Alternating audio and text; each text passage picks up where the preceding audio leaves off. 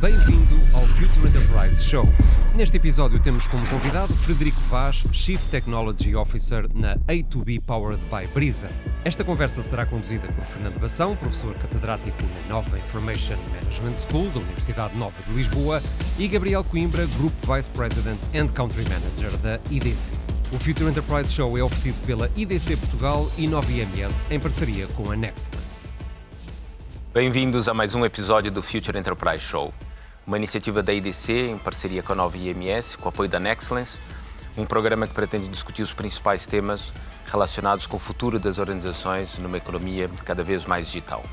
E Future Enterprise é a visão, é a framework da IDC para o futuro das organizações, uma organização que se quer, por um lado, ágil, mas também resiliente e capaz de inovar de uma forma contínua e em escala numa economia cada vez mais digital.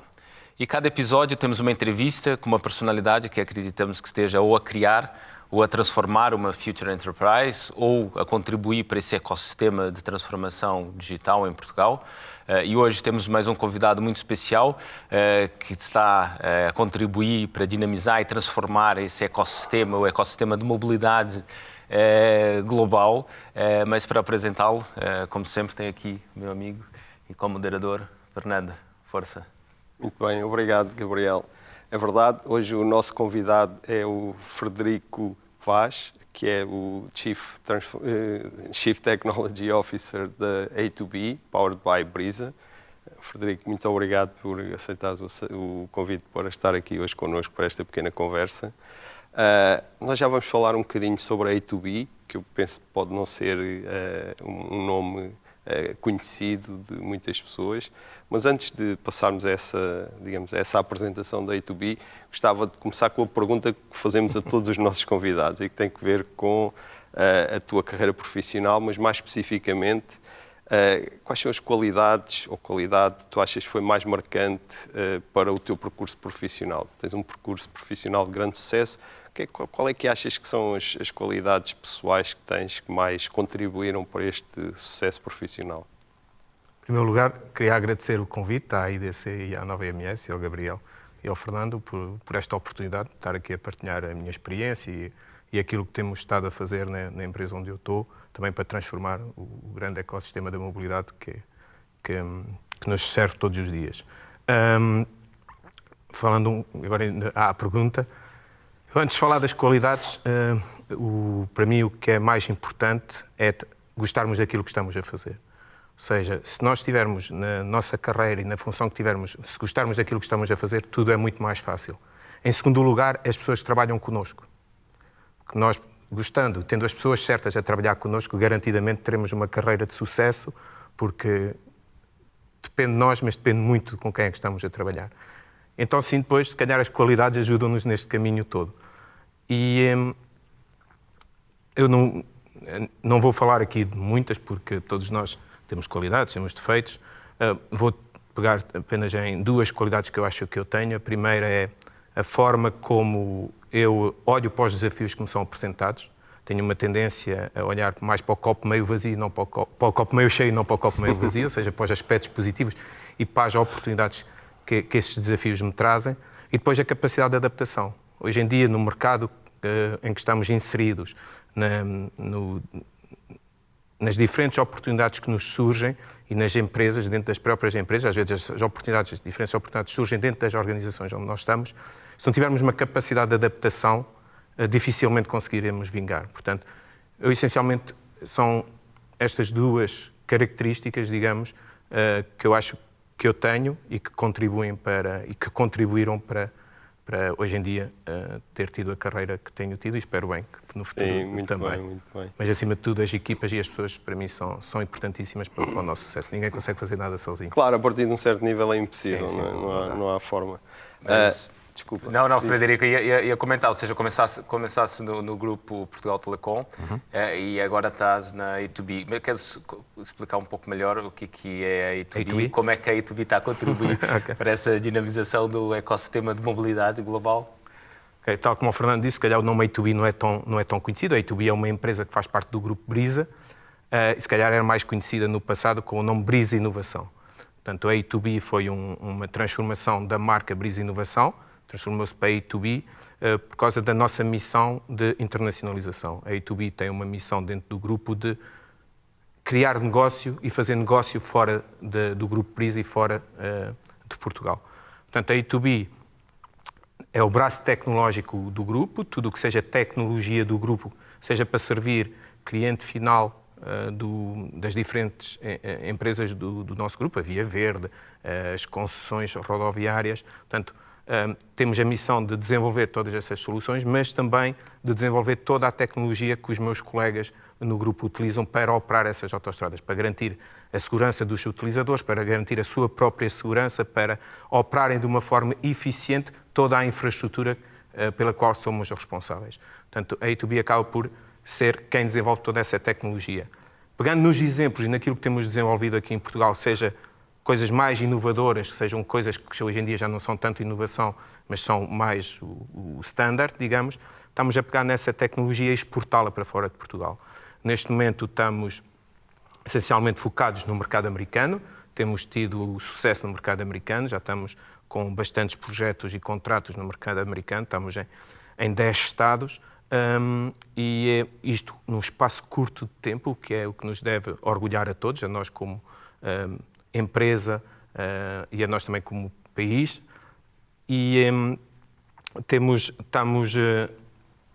essencialmente neste momento a apostar nisso. Também estamos a olhar para o mercado para o mercado europeu, também é um dos nossos pilares, uma das nossas das nossas estratégias, mas neste momento realmente o nosso foco principal, onde estamos a ter mais sucesso, é no mercado americano. A empresa também tinha uma dimensão pequena, tivemos de dar prioridade foi o mercado americano, que estamos agora a começar a crescer, está no momento de começar também a olhar para outros mercados e é isso que estamos a fazer. Queres falar só um bocadinho sobre, digamos assim, o tipo de tecnologia específica que tem tido mais penetração nos Estados Unidos? O que é que vocês têm feito lá? O que nós... Aqui, tal como eu referi há pouco, temos duas componentes. Temos aquela componente que são aqueles produtos mais maduros e temos a componente de inovação. Nós, neste momento, o que estamos a exportar, essencialmente, para o mercado americano, são aquelas componentes mais maduras. São, essencialmente, os sistemas que vemos hoje em dia nas nossas praças de portagem. Sejam os sistemas que são automáticos, as máquinas que, quando hoje em dia se deslocam uma praça de portagem, têm a possibilidade de fazer o pagamento através de uma máquina, sem qualquer interação com um portageiro. Ou então o próprio sistema idêntico ao da Via Verde, que nós chamamos de Multi-Lane Free Flow nos Estados Unidos, que na prática é passar sem parar, o equivalente ao que existe aqui nas scooters, com os pórticos, em que passa sem parar. Depois também temos o sistema com o portageiro, em que está um atendimento personalizado, digamos, ou está uma pessoa a atender quem estiver a utilizar, quem estiver naquele momento a fazer o pagamento da portagem. Portanto, é esse tipo de tecnologia que estamos a exportar. Isto é o que é visível. Okay? Parte desta tecnologia, alguma é mesmo nossa, é proprietária nossa, há outra que são integrações, não faz sentido reinventarmos tudo, há coisas que já estão inventadas, portanto, são integrações de outras soluções de mercado, mas o segredo muitas vezes não é na tecnologia individual, é sim na forma como a integramos. Depois temos outros sistemas que não são tão visíveis, são sistemas mais centrais que são utilizados pelas nossas, aqui em Portugal, pelas nossas operações, ou nos nossos clientes, pelas operações dos próprios clientes. São aqueles sistemas que permitem gerir o ecossistema das autoestradas, que permitem monitorizar as infraestruturas, permitem detectar rapidamente, por exemplo, que está um veículo parado, que está um animal na estrada, que está um objeto, que está o óleo, que está a começar a chover. Portanto, são todas essas tecnologias que hoje em dia estamos a fazer e a exportar para o mercado americano.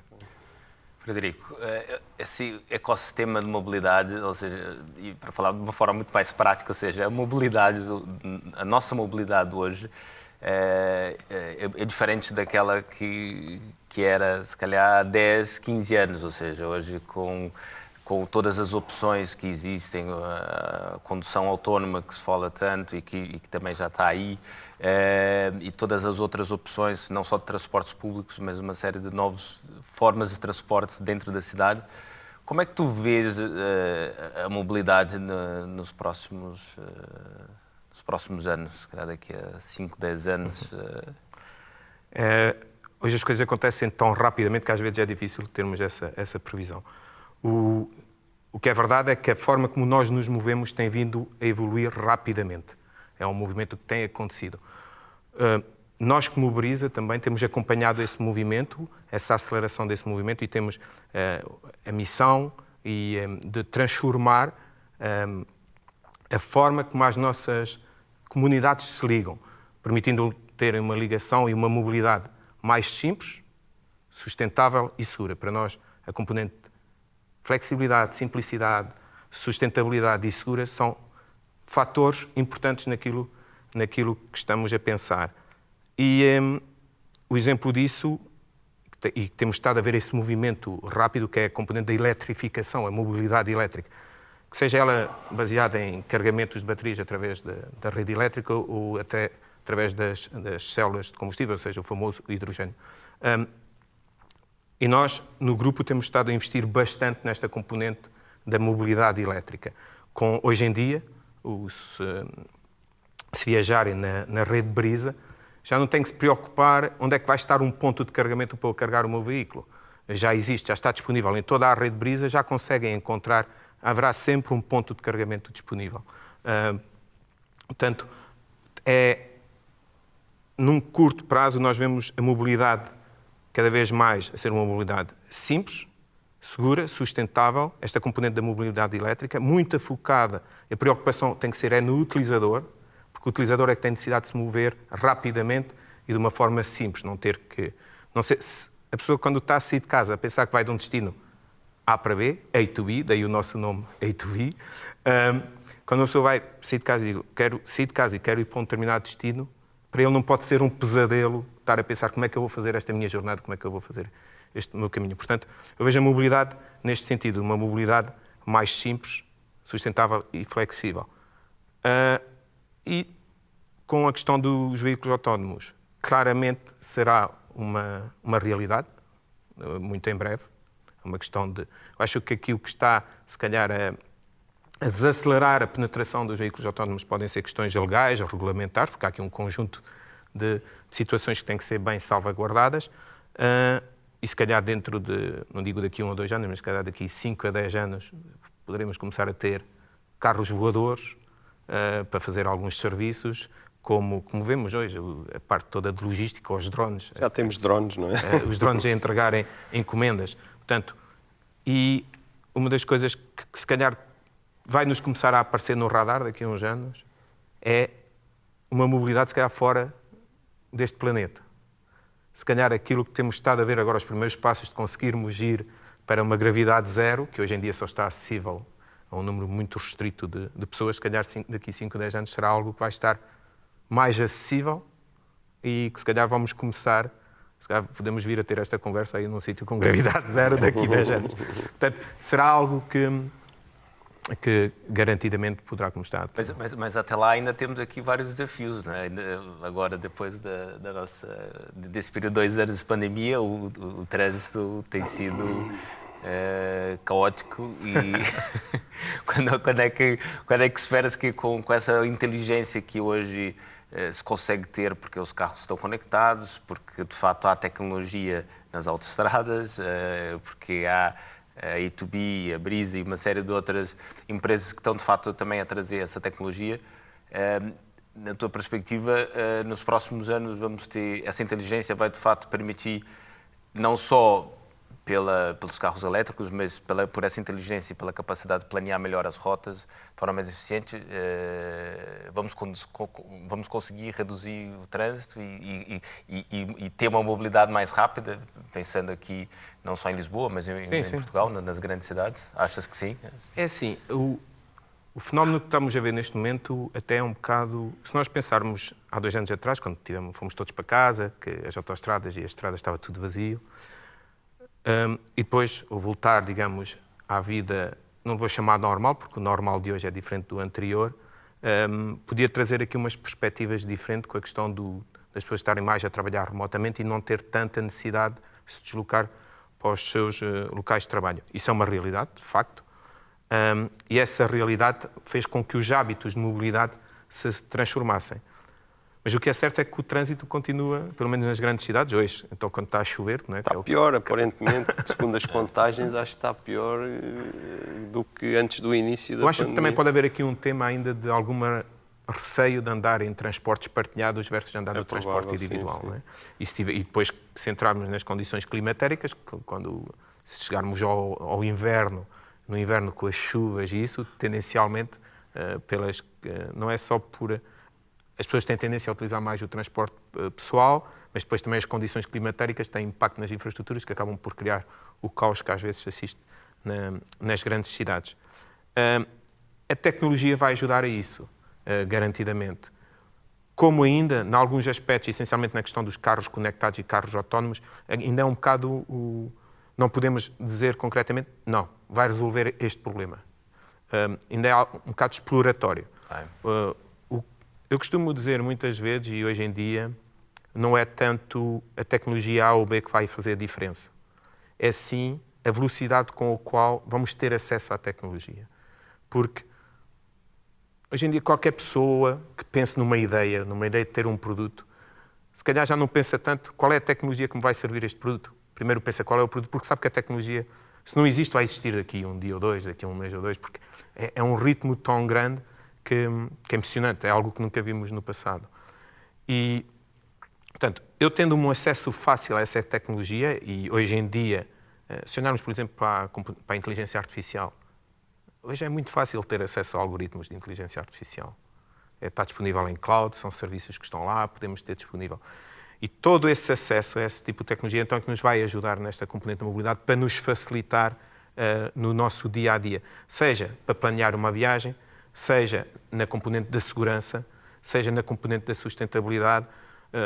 Se olharmos para aquilo que está a ser feito pela empresa do Elon Musk, dos túneis, em que, na prática, ninguém toca no volante em lado nenhum, os carros entram e vão sozinhos, pelas tecnologias que lá têm, e seguem o seu caminho, evitando filas, evitando esse tipo... Ou seja, é uma mobilidade organizada. Muitas vezes o caos é criado por uma mobilidade desorganizada.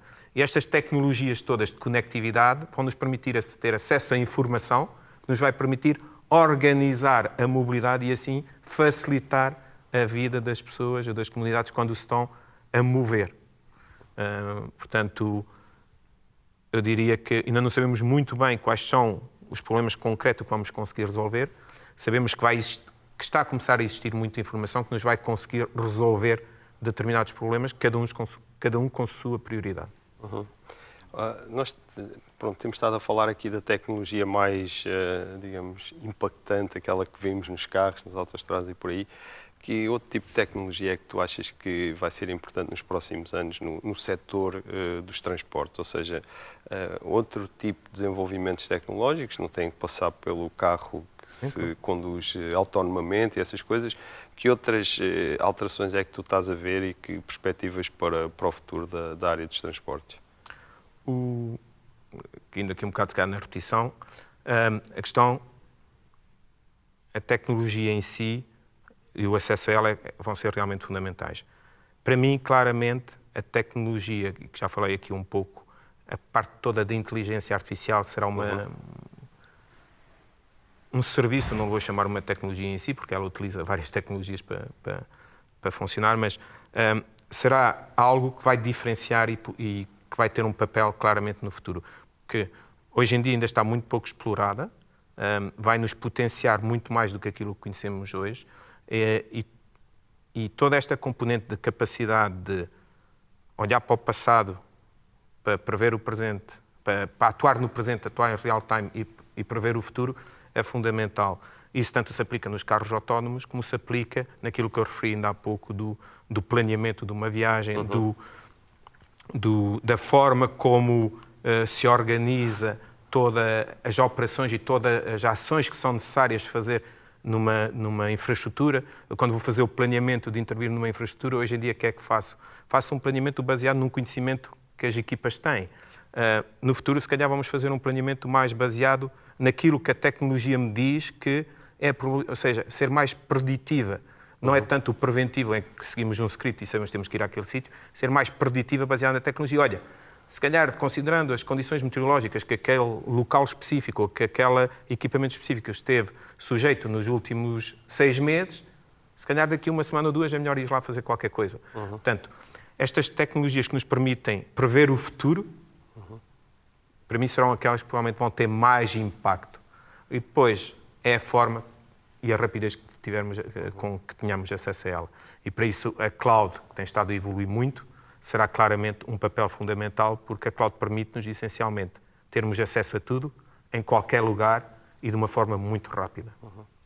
Frederico, agora, olhando, ou seja, falaste que a tecnologia está aí disponível, não é? Mas a verdade é que ainda há uma série de problemas para serem resolvidos. Na tua perspectiva, é mais uma questão de interoperabilidade entre as várias instituições de uma Brisa, com as várias câmaras municipais, com a segurança rodoviária, ou seja, falta aqui essa interoperabilidade, é uma questão mais legal, porque há questões de privacidade de dados, ou não, é uma questão tecnológica, porque estamos agora a entrar no 5G, mas se calhar vamos precisar do 6G e precisamos de mais inteligência artificial, mais conectividade. Olhando aqui para essas várias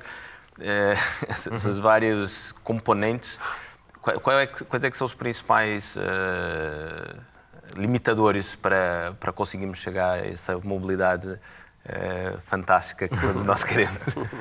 Eu, focando mais nas componentes tecnológicas e aquilo que é preciso fazer para permitirmos ter isto, não vou entrar tanto nas questões mais regulamentares ou de outra ordem, mas o que é fundamental para nós e para conseguirmos dar esta, digamos, uma mobilidade mais integrada é todas as organizações perceberem que hoje em dia serem os donos da informação é importante, mas partilhar a informação também é importante. Se nós queremos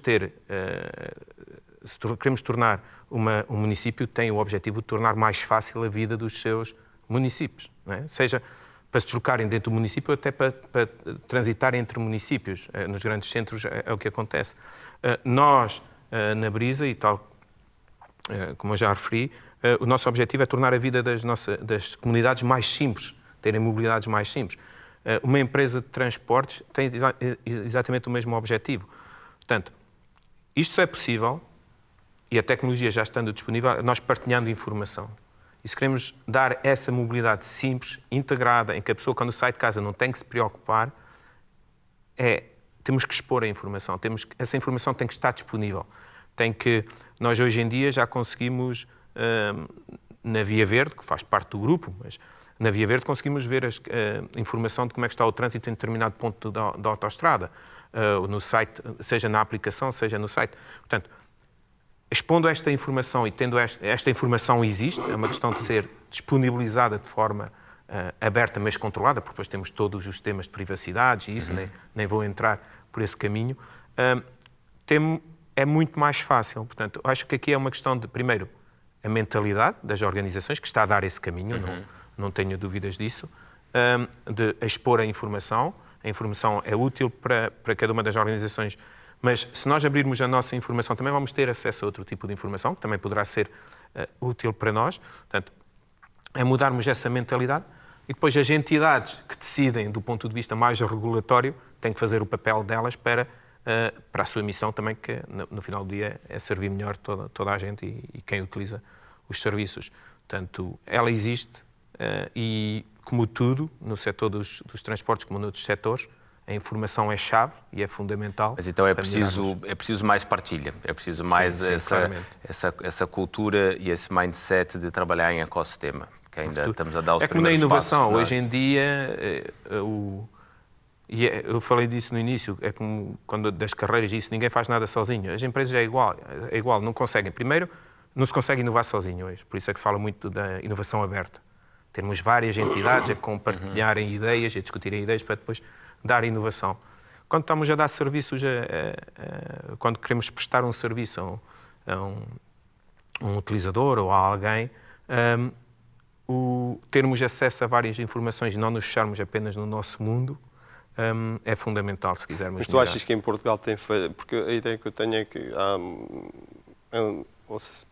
tradicionalmente há uma atitude um pouco defensiva das organizações nesse tema da partilha, da parceria. Há sempre, digamos aqui, assim, uma dificuldade em estabelecer parcerias porque os players têm dificuldade em ver quais são as consequências e o que pode acontecer se partilharem informação por aí. Tu pensas, ou da tua experiência, achas que tem havido progressos nisso e achas que as grandes empresas como a Brisa e outros grandes players estão mais abertos a essas parcerias e compreendem a relevância daquilo que estavas a dizer? Sim, pode não ser visível para toda a gente, mas hoje em dia sim. É só olharmos, vou pegar num exemplo concreto, o Via Verde Estacionar. A aplicação do Via Verde Estacionar, que todos conhecem, começou inicialmente apenas em determinados locais. Hoje em dia está disponível no país todo. E nós Brisa, Grupo Brisa, neste caso Via Verde, não é dona dos sistemas de parques no país inteiro. O que é que nós temos? Temos uma aplicação em que tem acesso à informação que é disponibilizada pelas empresas que gerem, algumas privadas, outras públicas, que gerem os parques de estacionamento, é disponibilizado, ou seja, está aberto para permitirmos, e é um benefício para todos, é um benefício para as empresas que gerem os parques de estacionamento, é um benefício para os municípios, é um benefício para a Via Verde, ou seja, é um benefício para todo o ecossistema e no final do dia, que é o nosso maior objetivo, é um benefício para o utilizador final, aí sim estamos a simplificar em muito. Só o facto de não ter que andar com moedas, só o facto de não ter que se preocupar, ali é assim, ali é assado. O facto é um exemplo concreto da abertura. Portanto, é um movimento que já está a acontecer. Estas entidades abriram os seus ecossistemas para poderem ser integrados numa aplicação que serve o bem comum, quer das empresas, quer do utilizador. Portanto, esse movimento está a acontecer mais rápido ou mais devagar em algumas áreas, porque depois entramos em todo aquele aspecto que já falei do regulamentar de privacidade e isso, mas é claramente uma predisposição que as empresas estão a ter. E é um valor que as empresas veem. Tanto vê quem dá o serviço final, como tanto vê quem partilha a informação. Portanto, eu vejo esse movimento a acontecer, em alguns setores, se calhar, mais depressa do que em outros setores, porque têm aspectos regulatórios ou legais diferentes, mas claramente vejo isso a acontecer e uma predisposição para isso acontecer também. Frederico, referiste no início que a A2B, no fundo, nasce dentro do Grupo Brisa, ainda faz parte, mas sim. Nasce como o Departamento de Inovação do Grupo, certo? É. E hoje é uma empresa também autónoma, mas continua a prestar serviço e a gerir, no fundo, a parte mais aplicacional, mais estratégica de tecnologia e digital do grupo. Tu queres contar um pouco essa história? Porque eu acho que é importante as organizações perceberem os vários caminhos que são possíveis, não é? Porque as organizações estão todas a fazer esse caminho de transformação digital e de criar um departamento de transformação, se é o IT, se é o negócio, como é que é feita essa evolução e esse caminho. No vosso caso, parece-me que é um caso de sucesso e se pudesse partilhar um pouco essa evolução e como é que vocês hoje estão, porque acho que vocês conseguem ter depois também um pouco o melhor dos dois mundos. Por um lado, tem uma empresa autónoma que está a vender produtos que já foram testados, mas por outro lado continuam ainda a servir o grupo criando nova inovação. Queres partilhar um pouco essa história? Vou partilhar um pouco a história que eu conheço, porque eu também estou no grupo há cerca de 4 anos, vai fazer 4 anos dentro em breve. Portanto, tal como referiste, Gabriel,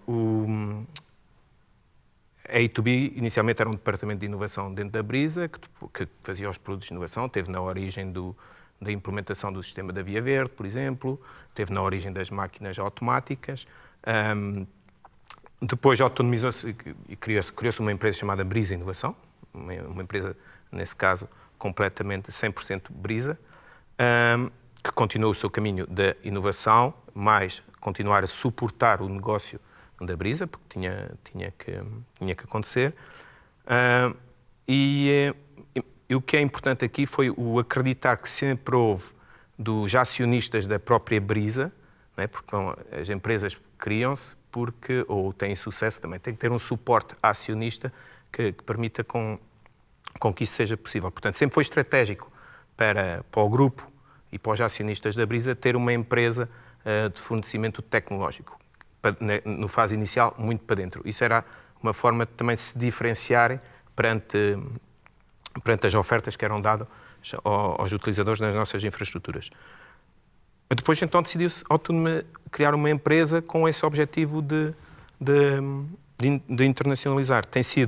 É um caminho complexo, porque não é fácil darmos... Primeiro, não é fácil tomar esta decisão. Eu não estava cá ainda na altura e tomar esta decisão foi algo que não deve ter sido uma coisa...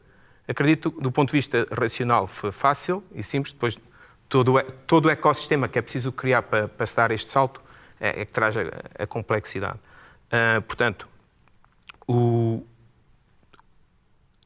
este desafio, este caminho que temos estado a fazer, tem sido realmente um caminho bastante interessante, que tem muito a ver também com o espírito e com a cultura que temos, quer no grupo, quer na empresa. Sempre foi uma cultura...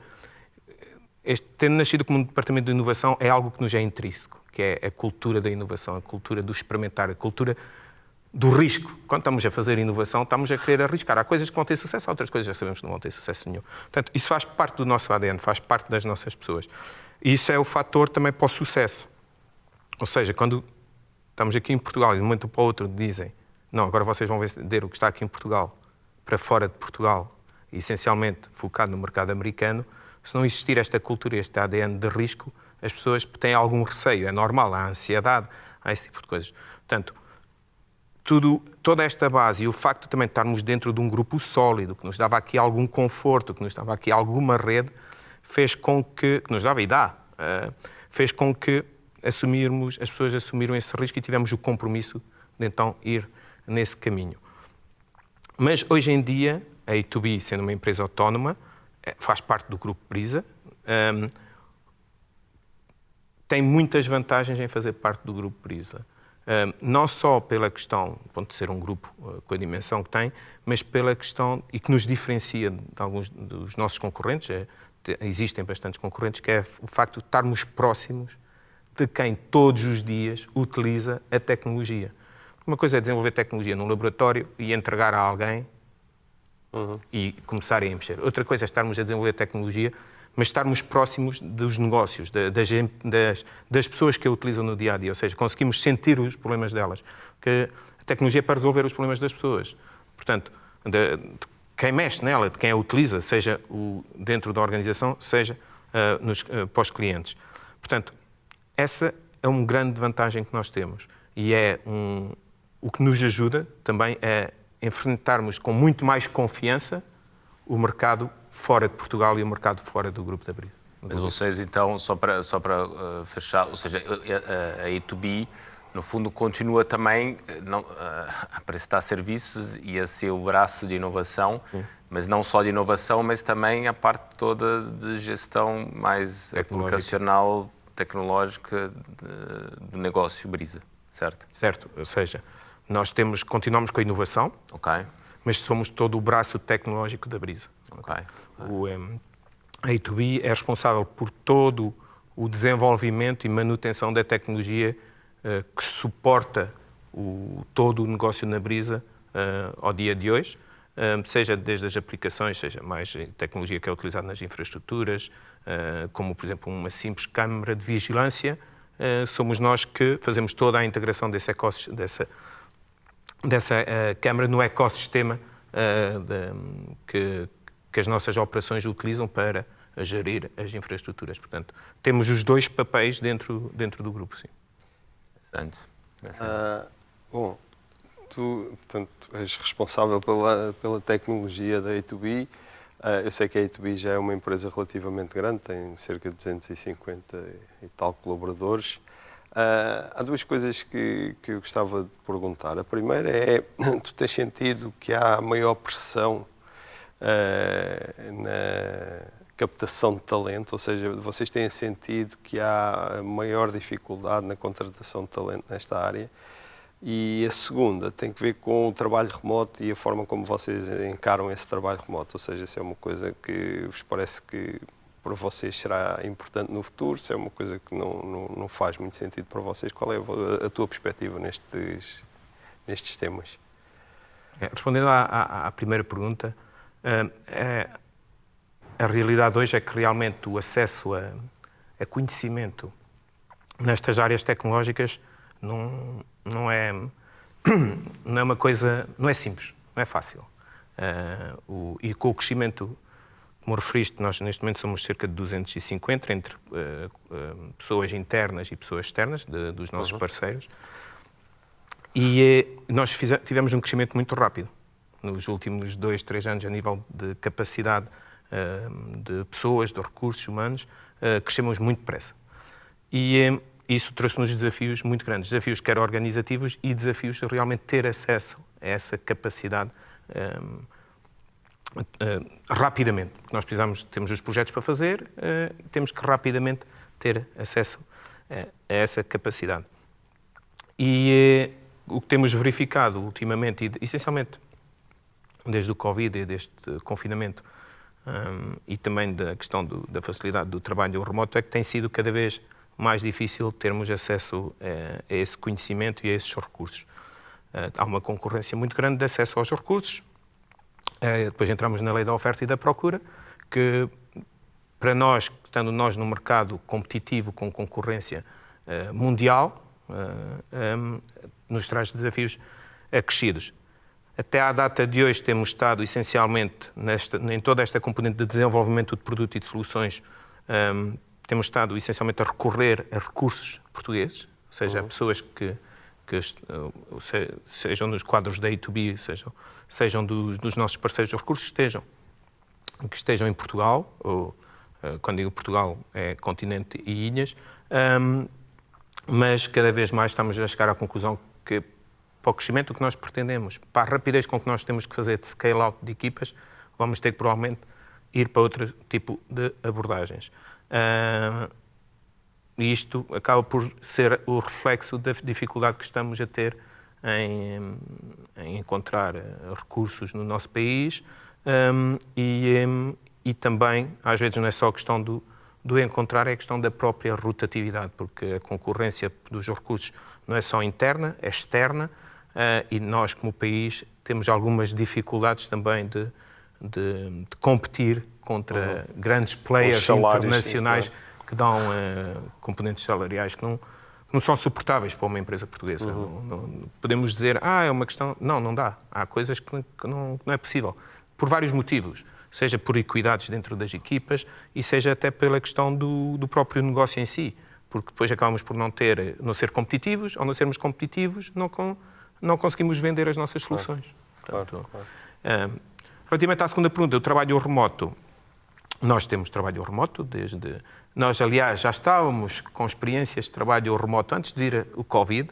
Nós, quando houve esta situação do Covid na A2B, até ainda antes do próprio governo ter decretado que toda a gente ia ficar em casa, nós, a A2B, já tínhamos feito essa decisão, e de um dia para o outro também tínhamos as pessoas todas em casa. E correu tudo bem. Isto quer dizer que nós já estávamos preparados para isso. Portanto, a nível das infraestruturas que suportam a forma como nós trabalhamos, estávamos preparados. Portanto, e temos as pessoas a trabalhar remotamente desde essa altura. Depois do confinamento terminar e isso, as pessoas continuam a trabalhar remotamente, mas temos algumas dinâmicas de escritório para alguns momentos em que do ponto de vista, não é do nosso ponto de vista de gestão da empresa ou de política de recursos humanos, é também as próprias equipas sentem a necessidade de estarem próximas. Nem tudo dá para fazer remotamente. E tal como eu disse, crescemos muito depressa. Termos pessoas novas a entrar para a organização no modelo 100% remoto faz sentido. Mas há aqui uma fase em que as pessoas têm que ir ao escritório para se conhecerem.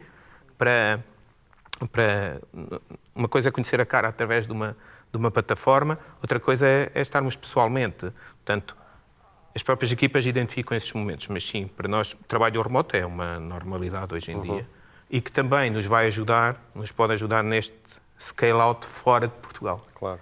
Depois, havendo boas metodologias nessa forma de trabalho, torna tudo mais fácil quando é necessário ir procurar recursos noutras geografias. O que é importante é um bocado isso, não é? A questão de estarmos preparados a nível de acesso a ferramentas para as pessoas poderem trabalhar remotamente, é nós internamente como empresa termos processos. Claro. Que as empresas, na sua maioria, não nasceram com processos desenhados para terem pessoas a trabalhar remotamente. E neste momento as empresas, nestas áreas tecnológicas, para terem acesso a recursos, têm que ter essa transformação. E para isso, o que é fundamental são os processos que temos dentro da organização para permitir tirar o máximo de produtividade dessas pessoas que estão a trabalhar remotamente. Bem, Frederico, estamos já aqui quase no fim do nosso tempo e falamos de várias coisas, podíamos aqui aprofundá-las, mas se calhar vamos passar aqui para a fase final, que temos sempre aqui 2 perguntas que colocamos sempre aos nossos convidados e nós, porque também temos filhos, para além de saber quais é que são, digamos, os ingredientes fundamentais para o sucesso, também quero saber como é que podemos educar os nossos filhos. E, portanto, quais é que são os conselhos que tu dás aos teus filhos? E principalmente aqui, eu sei que tens 2 filhos, imagino que ainda não estejas propriamente a dar conselhos para a universidade, para o primeiro trabalho, para a vida profissional, mas como é que achas que isso pode ser feito? Sim, eu tenho 2 filhos, tenho um de 7 anos e outro de 12 anos, um está no 2º ano de escolaridade e o outro está no 7º ano. Sinceramente, ainda nunca pensei muito bem ainda o que é que eu vou dizer que eu gostaria que eles fossem quando fossem mais velhos, ou quando começassem a pensar na universidade. O que eu tento fazer, essencialmente, nesta fase, é mais treiná-los. Quando digo treiná-los, é sujeitá-los a experiências. Para mim, mais importante do que dizer que deves ir para uma área de ciências, deves ir para uma área de ciências da saúde, tecnológicas, áreas mais de letras, ou seja, áreas, ainda por cima lá em casa, eu sou da área tecnológica, mas a minha esposa é professora, portanto, são professora na área de línguas, portanto, acabamos por... Eles têm 2 pontos de referência um bocado diferentes e acabo por... O meu objetivo é essencialmente sujeitá-los a experiências essas que os possam preparar para o futuro, ou seja, não tentar dar tudo feito. Eles é que têm que ir procurar como é que resolvem problemas, têm que ir procurar onde é que podem obter informação, dentro, como é óbvio, da idade em que eles estão, porque hoje em dia vejo muitas crianças nos TikToks, nos YouTubes, mas estão a ver conteúdos que não é aquilo que eu gostaria que eles vissem. Eu preferia que eles fossem... Tenho uma dúvida qualquer da escola, em vez de perguntar ao pai ou à mãe, não, vão eles procurar, porque o facto de eles estarem a procurar estão-se a desenrascar, digamos. Isso é o que eu tento impor, é que eles sejam sujeitos a várias experiências para poderem aprender. Que é para depois, mais tarde, também, quando começarem a pensar, como é óbvio, vou tentar influenciar alguma coisa, mas quando eles estiverem a tentar pensar naquilo que eles querem seguir, do ponto de vista de curso superior ou não, que eles consigam diferenciar, para mim é muito importante uma coisa, que é diferenciar aquilo que eles devem fazer profissionalmente daquilo que para eles é um hobby. Porque um hobby acaba por ser uma questão, é algo que eles gostam de fazer, mas que já não têm obrigação. Se quando seguirem uma carreira, seja uma carreira a trabalhar para outra entidade, seja uma carreira sendo empresários, há ali um conjunto de obrigações que nos hobbies não existem. Portanto, eles têm que conseguir diferenciar um pouco as 2 coisas, porque para não ir na tendência, não, que eles querem seguir uma carreira baseada em algum hobby que eles tenham.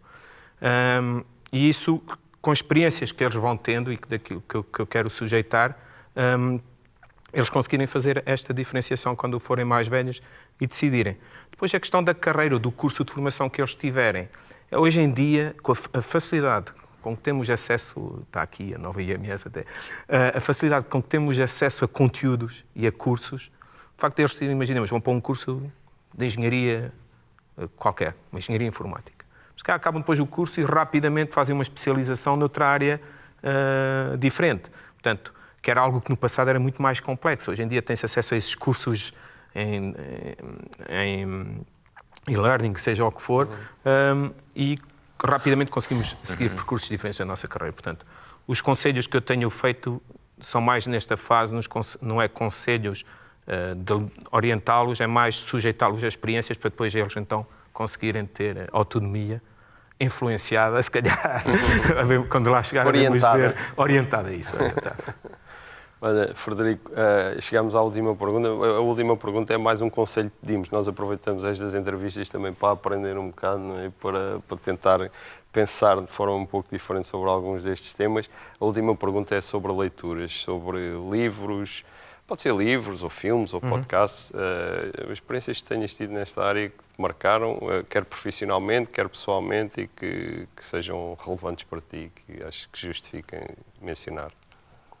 Sim, haveria aqui vários conteúdos para poder partilhar. Vou-me focar essencialmente em 2 e são 2 livros. Um que até estou a ler neste momento, que me foi recomendado também por uma pessoa, e outro que já li há algum tempo.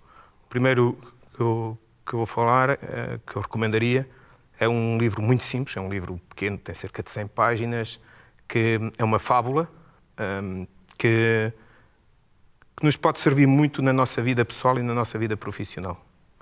E mesmo para aquelas pessoas que nem toda a gente gosta de ler, eu gosto de ler, mas não posso dizer que sou um apaixonado por leitura. Eu prefiro muito mais ver conteúdos multimídia do que estar a ler um livro de 600 ou 700 páginas.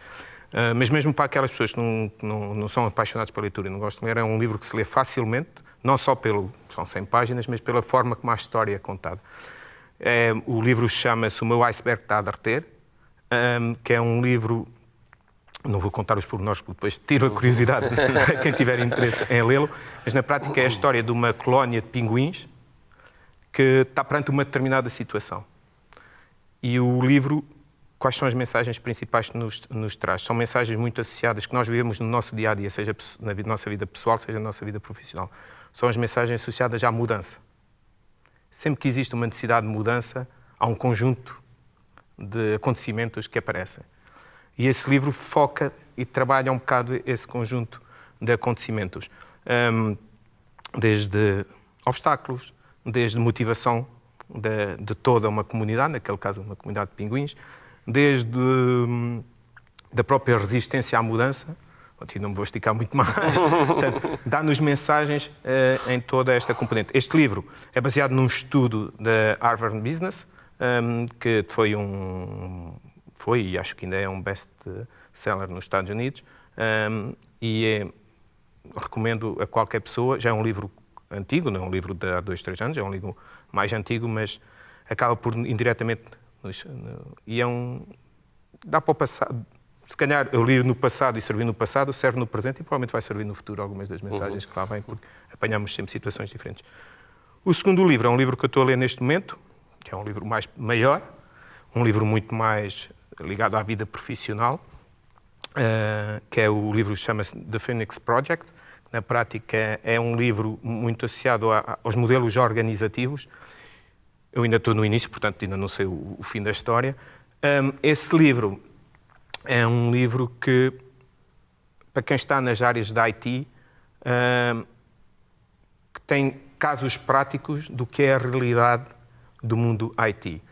E dá-nos ali alguns exemplos de como provavelmente devemos ultrapassar algumas das situações, e está muito virado também para a transformação que está a acontecer nos modelos organizativos a nível da IT. Nós antigamente tínhamos modelos organizativos em que o produto do negócio pensava numa coisa, entregava à fábrica ou à IT, que ao final de não sei quantos meses entregava alguma coisa que raramente coincidia com o que o negócio queria.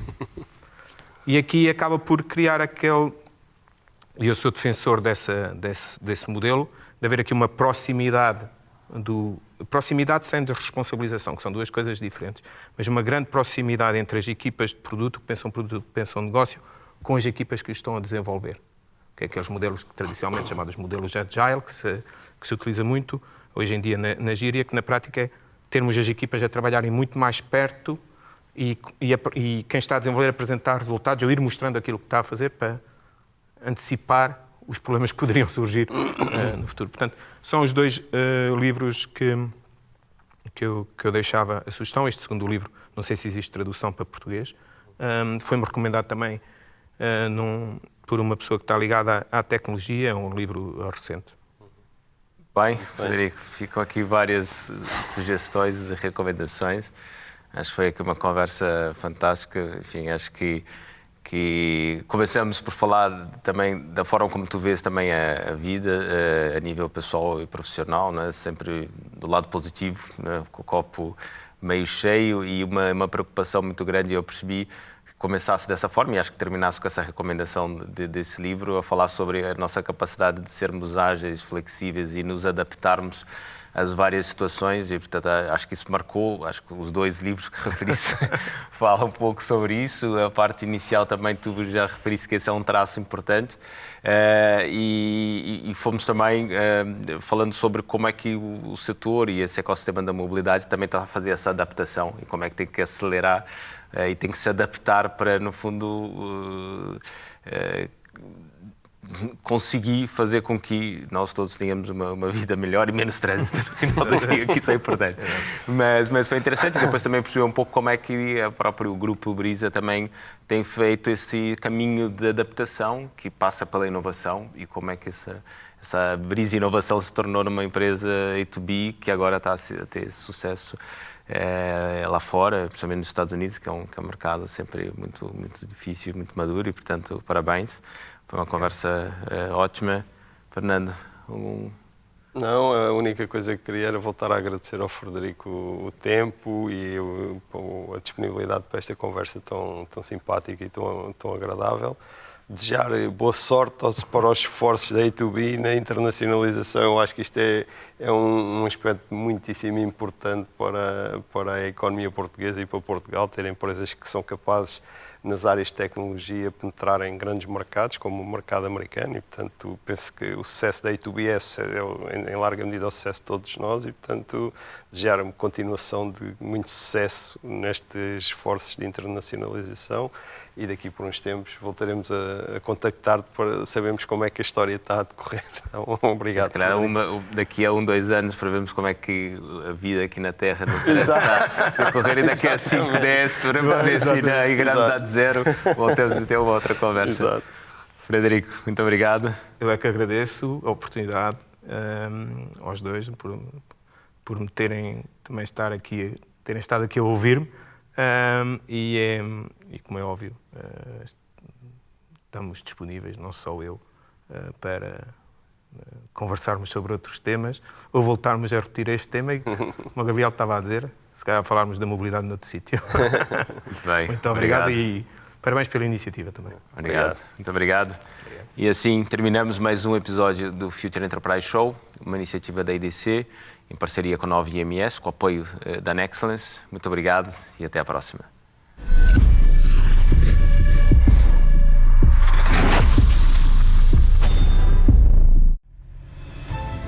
Nexcellence by Glint, uma parceria para criar o futuro digital, com respostas baseadas em experiência, com dimensão e ambição, com uma visão global e talento nas competências mais inovadoras. Nexcellence, powered by Glint. Knowledge to empower.